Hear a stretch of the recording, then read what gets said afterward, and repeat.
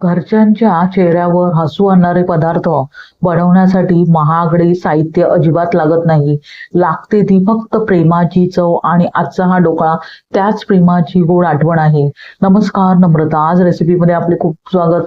तर आज आपण बनवणार आहोत सोडा आणि दही याचा अजिबात वापर न करता अगदी मऊ, स्पॉन्जी आणि बाजारपेक्षाही चविष्ट असा खमण ढोकळा. हा ढोकळा बॅचलर ढोकळा म्हटला तरी चालेल. झटपट आणि शिवाय फेटण्याचे जे कष्ट लागतात तेही अजिबात लागणार नाही. झटपट हा ढोकळा तयार होतो. रेसिपी नेहमीप्रमाणे साधी, सोपी, सुटसुटीत इथे मी शेअर करत आहे, तेव्हा पूर्णपणे पहा. चला तर मग जास्त वेळ न घालवता आता आपण रेसिपीला सुरुवात करूया. तर मऊ, स्पंजी, जाळीदार असा बाजारपेक्षाही चविष्ट खमण ढोकळा बनवण्यासाठी बॅटर आपण मिक्सरच्या भांड्यात तयार करून घेणार आहोत. आता मिक्सरच्या भांड्यात 1.5 वाटी रोजच्या वापरातील बेसन घालूया.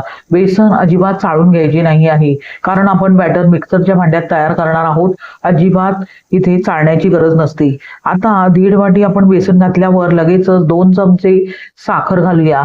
त्याचबरोबर आपण चवीनुसार मीठ घालूया आणि इथे मी 1 मोठा चमचा आलं आणि मिरचीचा ठेचा घालत आहे. तुम्ही तुमच्या आवडीनुसार ठेच्याचे प्रमाण कमी जास्त करू शकता. त्यानंतर चिमूटभर रंगासाठी आपण हळद घालूया आणि चिमूटभर हिंगाचा वापर करत आहोत. त्यानंतर चमचाभर लिंबाचा रस घालूया. 1 छोटा चमचा इथे लिंबाचा रस मी घेतला आहे. 1.5 वाटी जे आपण पीठ घेतले आहे त्यासाठी 1 वाटी, ज्या वाटीने आपण बेसन घेतले आहे त्याच वाटीने इथे 1 वाटी पाणी घ्यायचे आहे. आता चमच्याने सर्व जिन्नस व्यवस्थितपणे एकजीव करून घेतल्यावर आपण मिक्सरच्या भांड्याचे झाकण लावून पल्स मोडमध्ये प्रथम फिरवून घेऊया. त्यानंतर अगदी व्यवस्थितपणे बॅटर तयार करून घ्यायचे आहे. पाहू शकता परफेक्ट असे बॅटर आपण तयार करून घेतले आहे. हे बॅटर ना घट्ट असते ना पातळ असते. याची कन्सिस्टन्सी इडलीच्या बॅटर सारखी ठेवायची आहे. आता हे बॅटर आपण एका बाउलमध्ये काढून घेऊया आणि 5 मिनिटे रेस्ट करून घेऊया. 5 मिनिटानंतर आपण बॅटर व्यवस्थितपणे रेस्ट करून घेतल्यावर 2 चमचे त्यामध्ये रोजच्या वापरातील खाद्यतेल घालूया. तेलामुळे जो ढोकळा आहे तो घशाला अजिबात अडकल्यासारखं होत नाही. अगदी मॉइश्चर त्यामध्ये टिकून राहते, म्हणून तेलाचा जरूर वापर करायचा आहे. आता तेल घातल्यावर पुन्हा 2 ते 3 मिनिटे व्यवस्थितपणे अशा प्रकारे फेटून घेऊया. एकाच दिशेने बॅटर अशा प्रकारे फेटून घ्यायचे आहे. अशा प्रकारे बॅटर व्यवस्थितपणे फेटून घेतल्यावर 5 मिनिटे थोडेसे रेस्ट करून घेऊया. तोवर हा ढोकळा आपण एका भांड्यात वाफवून घेणार आहोत. म्हणजेच मी इथे कुकरची भांडी घेतली आहे. तुम्ही कोणतेही भांडे इथे घेऊ शकता. आता अशा प्रकारे ब्रशने व्यवस्थितपणे कडेने तेल लावून घेऊया. तेलाने व्यवस्थितपणे ग्रीस करून घेतल्यामुळे ढोकळा डिमोल्ड करताना अगदी सोपे जाते. आता हे भांडे आपण बाजूला ठेवूया आणि जो ढोकळा जे बॅटर आपण तयार करून घेतले आहे त्यामध्ये 1 पाऊच इनोचा घालूया आणि व्यवस्थितपणे एकाच दिशेने अशा प्रकारे फेटून घेऊया. 2 ते 3 मिनिटे आपण बॅटर एकाच दिशेने अशा प्रकारे अगदी लाईट येल्लो कलर येईस्तोवर व्यवस्थितपणे फेटून घेणार आहोत. एकदा हे बॅटर व्यवस्थितपणे फेटून घेतले की लगेचच्या लगेच आपण तेलाने ग्रीस केलेले जे भांडे आहे त्यामध्ये ट्रान्सफर करून घेऊया. म्हणजे ढोकळा अजिबात बसत नाही आणि परफेक्ट अगदी जाळीदार असा ढोकळा तयार होतो. 2 ते 3 मिनिटानंतर पाहू शकता परफेक्ट बॅटर फ्लफी असे झाले आहे आणि रंगही अगदी लाईट येल्लो कलर असा बॅटरला आला आहे. लगेचच हे बॅटर आपण तेलाने ग्रीस केलेले जे भांडे कुकरचे आपण घेतले आहे त्यामध्ये हलक्या हाताने घालून घेऊया.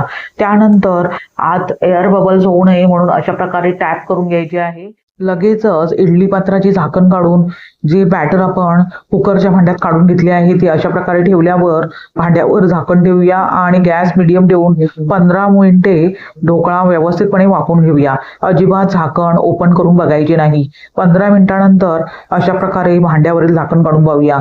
पाहू शकता परफेक्ट असा ढोकळा फुलला आहे. आता तो आतपर्यंत शिजला आहे की नाही ते चेक करण्यासाठी अशा प्रकारे सुरीची टोक घालून बघायची आहे. सुरी क्लीन निघत आहे म्हणजे ढोकळा पूर्णपणे वाफवला गेला आहे आणि परफेक्ट ढोकळा तयार झाला आहे. गॅस बंद करूया आणि लगेचच हे कुकरचे भांडे इडली पात्रामधून बाहेर काढून घेऊया. त्यानंतर पूर्णपणे ढोकळा थंड करून घेऊया. साधारणतः 20 मिनिटानंतर ढोकळ्याच्या कडा अशा प्रकारे सुरीने व्यवस्थितपणे मोकळ्या करून घेऊया. त्यानंतर भांड्यावर झाकण ठेवूया आणि अशा प्रकारे अलगद आपण ढोकळा व्यवस्थितपणे डिमोल्ड करून घेऊया. पाहू शकता परफेक्ट असा जाळीदार असा ढोकळा मार्केटपेक्षाही चविष्ट असा तयार झाला आहे आणि सुरेख अशी जाळी ढोकळ्याला सुटली आहे.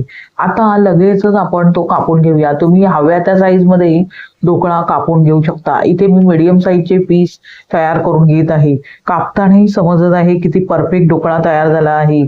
आता आपण अशाच प्रकारे सर्व ढोकळ्याच्या पोळी करून घेऊया. इथे मी तुम्हाला एक पोळ अशा प्रकारे दाखवत आहे. पाहू शकता किती परफेक्ट जाळीदार आणि स्पंजी असा ढोकळा तयार झाला आहे.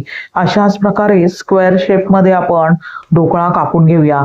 ढोकळा स्क्वेअर मध्ये कापून घेतल्यावर लगेचच आपण मोहरी, जिरे आणि हिंग, त्याचबरोबर कढीपत्ता आणि हिरव्या मिरच्या आणि त्यामध्ये मी साखर आणि पाणी अशा प्रकारे घालून व्यवस्थितपणे फोडणी तयार करून घेतली आहे. आता गरम फोडणी प्रत्येक पीसवर अशा प्रकारे चमच्याने हळवारपणे घालून घेऊया.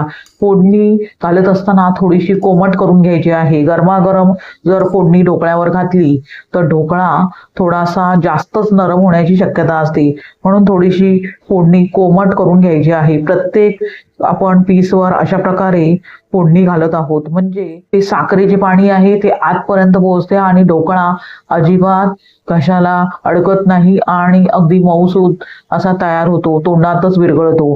आता सर्व आपण ढोकळ्यावर फोडणी घालून घेतल्यावर वरून अशा प्रकारे कोथिंबीर बारीक चिरलेली घालून घेऊया. पाहू शकता किती परफेक्ट जाळीदार आणि मार्केटपेक्षाही चविष्ट असा ढोकळा आपण तयार करून घेतला आहे. सोडा आणि दही न वापरता बनवलेला हा मऊ स्पंजी आणि जाळीदार खमण ढोकळा किती सुंदर दिसतोय. प्रेमाने बनवलेला प्रत्येक पदार्थ हा फक्त चव देत नाही तर घरात आनंद आणि आपुलकी वाढवतो. तुम्ही ही रेसिपी नक्की करून बघा आणि कशी वाटली ते कमेंटमध्ये जरूर सांगा. व्हिडिओ आवडला तर लाईक करा, शेअर करा, सबस्क्राईब करा आणि सर्वात महत्त्वाचे म्हणजे हाईप करा.